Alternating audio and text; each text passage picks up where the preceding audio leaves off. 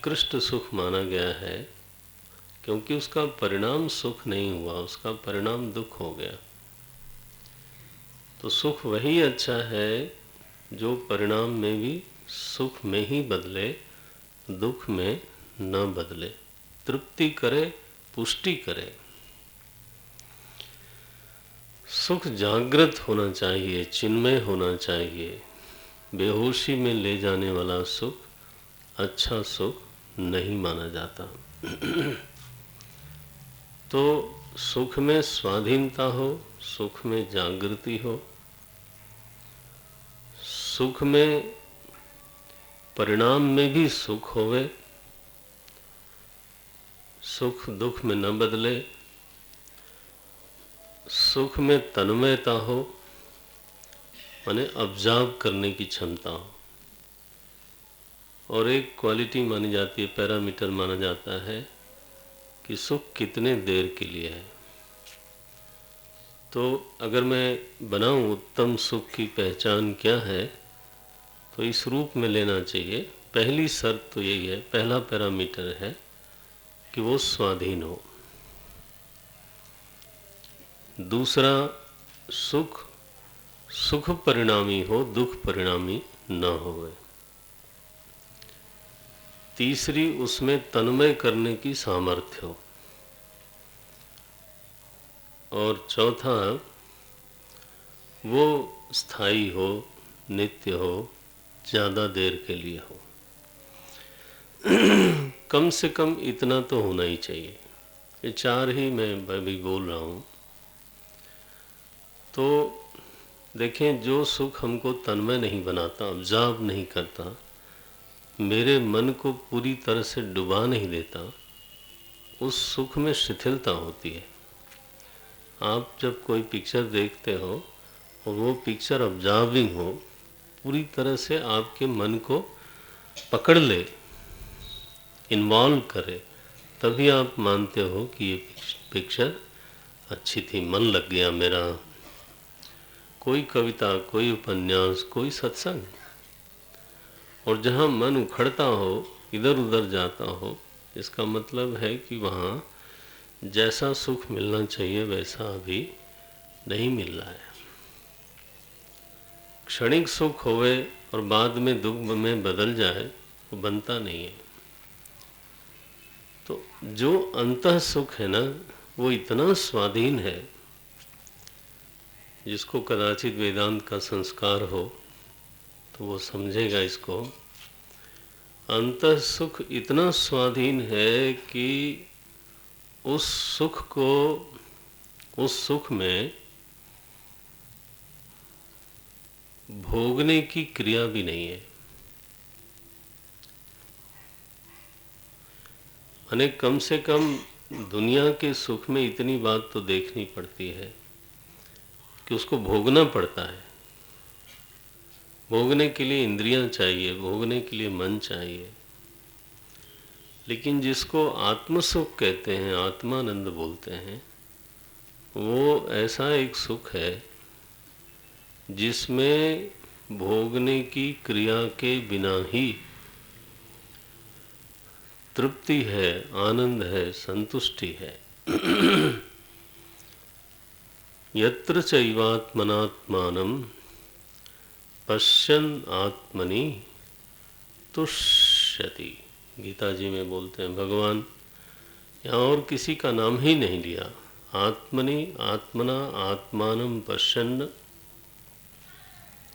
तुष्यति, तृप्तिम अनुभवति। ऐसा भी एक सुख है, उसको अंतः सुख बोलते हैं। यत्रो परमते चित्तम निरुद्धम योग सेवया। वो इतना ऑब्जर्विंग है कि गीता जी में उसका गुणगान किया भगवान ने। बोलते हैं निस्पृह सर्व कामेभ्य। तो वो कोई भी काम्य पदार्थ उसको, मन को उस समय अपनी तरफ खींच नहीं पाता। निरुद्धम, तो चित्त जो है वो निरुद्ध हो जाता है। गोस्वामी जी को उस क्वालिटी का सुख चाहिए, मांग बहुत बड़ी है। इसलिए कहते हैं स्वांत सुखाय तुलसी रघुनाथ गाथा भाषा निबंधम अति मंजुलम आतनोति। तो बहुत बड़ा प्रयोजन लेकर के मन में तब गोस्वामी जी लिखते हैं। तो बोले ये तो आप तीनों प्रयोजन आपका हो गया समाज के लिए। बोले समाज के हृदय में भी जो कालुष्य है, मलिनता है, तो ये राम जी की कथा, रामचरितमानस का अगर कोई सेवन करे श्रद्धा से, तो धीरे धीरे उसका चित्त अवश्य ही निर्मल होता है। कलि कलुष विभंजनी। और विद्वान लोग जो समाज में हैं, मैं ऐसी कथा करना चाहता हूँ कि जो समाज में विद्वत वर्ग है, विद्वानों का एक वर्ग है, वो जब पढ़ेगा मानस को तो उसको भीतर बड़ा संतोष होगा कि ये अच्छा लिखा है। बुध विश्राम, गोस्वामी जी को ये आग्रह है मन में कि ऐसा न लिखा जाए हल्का फुल्का कॉमिक्स की तरह से, मनोरंजन हो गया और उतने से काम हो गया, ऐसा नहीं चाहिए। भगवान शंकर से प्रार्थना करते हैं, प्रभु ऐसी रचना मेरे हाथ से बन जाए जिसमें विद्वानों को विश्राम मिले। पहली मांग यही करते हैं, बुध विश्राम, और लोगों का स्वस्थ रंजन होवे। बुध विश्राम सकल जन रंजनी, करऊं कथा कलि कलुष विभंजनी। तो हमारे हृदय में जो कलयुग ने घेरा डाला रखा है, उसको नष्ट करने वाली कथा हमारे हाथ से निकले, मैं ऐसी कामना करता हूँ, ऐसी इच्छा करता हूँ, ऐसी भगवान शंकर से प्रार्थना करता हूँ। ये गोस्वामी जी की प्रार्थना है। अब इतना बड़ा उद्देश्य को पूरा करने के लिए लोगों ने पूछा, गोस्वामी जी आप अपने को समर्थ मानते हो? बोले समर्थ तो मैं बिल्कुल नहीं हूँ। निज बुद्धि बल भरोस मोहि नाही। बोलते हैं मेरे भीतर कामना तो है, लेकिन मुझे अपनी बुद्धि का और अपने बल का कोई भरोसा मुझे नहीं है। इसीलिए तो मेरा मन कायर की तरफ भागता दिखाई देता है। जब मैं कलम उठाता हूँ तो मन कतराता है कि इतनी बड़ी चीज करने जा रहे हो तुलसी, तुम इस लायक हो। तो जब अपने मन में उतना बल ना होए तो बल कहाँ से आवे? बोले प्रार्थना से आवे। जो बल का निधान है उसके साथ मन को जोड़ा जाए, यानी तार को प्लग में जोड़ा जाए। घटिया दृष्टांत देता हूँ। तार तो वैसे निर्जीव है, उसमें कोई करंट नहीं है, लेकिन अगर वो कहीं जुड़ गया तो फिर तो काम होता है। तो हमारा जब मन जो है वो जब प्रभु के साथ जुड़ता है, एटलीस्ट जोड़ने की कोशिश तो होनी चाहिए। प्रार्थना, मंगलाचरण वो एक इंस्ट्रूमेंट है, वो एक तरीका है जिससे हमारा मन प्रभु से जुड़ता है, ईश्वर से जुड़ता है। जब हम प्रार्थना करते हैं तो कौन है? ठीक नहीं है तो झंझन करता है। और ये स्पीकर सीधे आ रहा है यहाँ पे, इट्स नॉट गुड। बास बढ़ाएं, इसकी क्वालिटी ठीक नहीं। और ये स्पीकर देखो, ये स्पीकर सीधे यहाँ आ रहा है, इसको पीछे करो। ओ, उसको पता भी नहीं चलता क्या बोल रहा हूँ।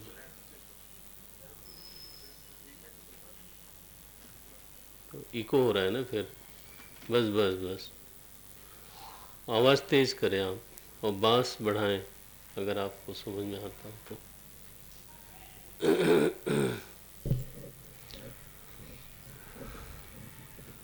निज बुद्धि बल भरोस, तेज करें, आवाज तेज करें, तेज करें, हाँ बांस बढ़ाइए, झंझन हो रहा है, आवाज झंझन आ रही है।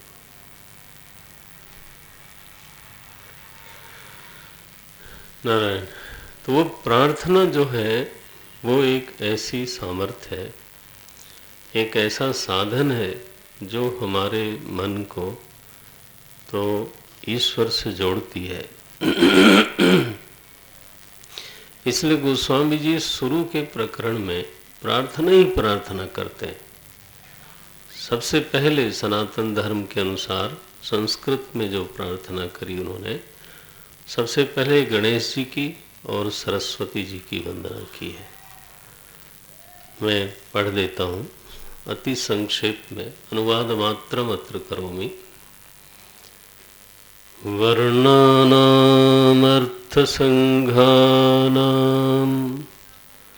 रसानां छन्दसामपि मंगलानां च कर्तारं वन्दे वाणी विनायकौ। एक ही श्लोक में माँ सरस्वती की पहले वंदना की, वंदे वाणी। माता सरस्वती की मैं प्रथम वंदना करता हूँ और बुद्धि राशि भगवान गणेश की वंदना करता हूँ। ये लोग कौन हैं? कर्तारऊ, ये दोनों के दोनों करने वाले हैं। क्या करने वाले हैं? तो 5 चीज़ें बोलते हैं। मैंने पहले ही श्लोक में ना जो विद्वान लोग हैं उनको तृप्ति होने लगती है। पहले ही श्लोक में शब्द में जो जो चीज़ें होती हैं वो स्वामी जी ने उसका वर्णन किया। हम तो शब्द बोलने जा रहे हैं, लिखने जा रहे हैं, तो शब्द में 5 चीज़ों का आवाहन करते हैं गोस्वामी जी। वर्णा नाम तो सबसे पहले तो सुंदर सुंदर वर्ण हमारी लेखनी में से निर्झरित हो। पेड़ बोलना और तरुवर बोलने में अंतर होता है, नहीं? किसी कवि ने अपने पुत्रों को बुलाया कि मेरी कविता अधूरी हो गई है, इसको पूरा करना है। तो उन्होंने कहा श्लोक बोलो, एक पेड़ है सामने और उसके ऊपर सांप बैठा है, कविता करो। तो एक ने लिखा शुष्क वृक्षोस्ति तापरि सर्पोस्ति। एक शुष्क वृक्ष पड़ा है, उस पर सांप है। दूसरे को कहा कि तुम लिखो, दृश्य तो वही है, तुम लिखो इसमें। वो लिखता है नीरस तरुवर विलसति अग्रे। देखो दृश्य वही है, लेकिन वर्णों का सौंदर्य, वर्णों की कोमलता, शुष्क कहने की बजाय उन्होंने कहा नीरस, और नीरस में रस शामिल है। नीरस तरुवर विलसति अग्रे तापरि राजति फणिपति राजा। फणिपति राजा। तो देखो आप ये जो वर्ण है वो जागृत हो जाए हमारे हृदय में, और जहाँ जैसा उचित वर्ण है वैसा मुझे प्राप्त होगा। गोस्वामी जी ये मांगते हैं सबसे पहले वर्णानाम। फिर वर्णों में जो अर्थ शक्ति है वो अर्थ शक्ति जागे। वर्णानाम अर्थ संघानाम, ये देखें, वर्णानाम अर्थ संघानाम, आवाज कम हो गई, वर्णानाम अर्थ संघानाम रसानाम, और शब्दों में जो रस शक्ति है वो भी जागृत हो जाए। रसानाम, 3 बातें हो गई, वर्ण चाहिए, अर्थ चाहिए, अर्थों में रस चाहिए, अर्थ संघानाम, फिर बोलते हैं छंद सामपि, और जो काव्य के अलग अलग छंद होते हैं वो भी मेरी बुद्धि में स्फुरित हो, क्योंकि कविता लिखने जा रहे हैं तो छंदों का भी स्फुरण होना चाहिए। और पांचवी चीज मांगते हैं मंगलानांच कर्तारौ, और जो मेरी कविता है, मेरे जो शब्द प्रकट हो, उनमें मंगल प्रभाव आना चाहिए। कई शब्द ऐसे हैं जो शब्द में ही अमंगल होता है, और कोई शब्द ऐसे हैं जिनका अर्थ चाहे हम न समझें, लेकिन उनकी जो ध्वनि है, उनका जो उच्चारण है, उसी में मंगल होता है। जैसे ओंकार, प्रणव, प्रणव, ओंकारश्चाथ चाथ शब्दस्य, ओंकार और अथ, ये दोनों के दोनों कंठम भित्वा विनिर्यातौ तस्मान मांगलिका बुभौ। ब्रह्मा जी के मुंह से जो पहला मंगलाचरण निकला था जब सृष्टि बनाने जा रहे थे, तब उनके मुख से बात निकली थी ओम। तब से केवल प्रणव का उच्चारण करने से मंगलाचरण हो जाता है। निवेदन ये करना चाहता था कि शब्द में जो मंगल शक्ति है, मंगल करने का एक प्रभाव है, वातावरण में जो एक मंगल का विस्तार होना चाहिए, वो भी प्रकट हो। गोस्वामी जी के जब रामायण का लोग पाठ करते हैं तो घर में मंगल का विस्तार होता है। कई बार उसका अर्थ नहीं भी समझते तो भी ध्वनि में मंगल है। गोस्वामी जी ने 5 चीजों की प्रार्थना की पहले ही श्लोक में, वर्णानाम अर्थसंघानाम रसानाम छंदसामपि मंगलानांच कर्तारौ वंदे वाणी विनायकौ।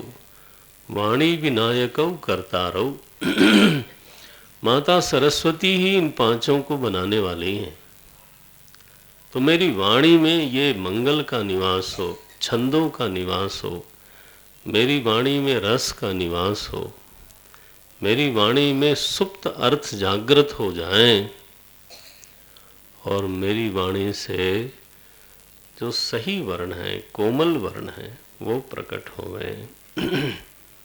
ये देखो पहली मांग की है।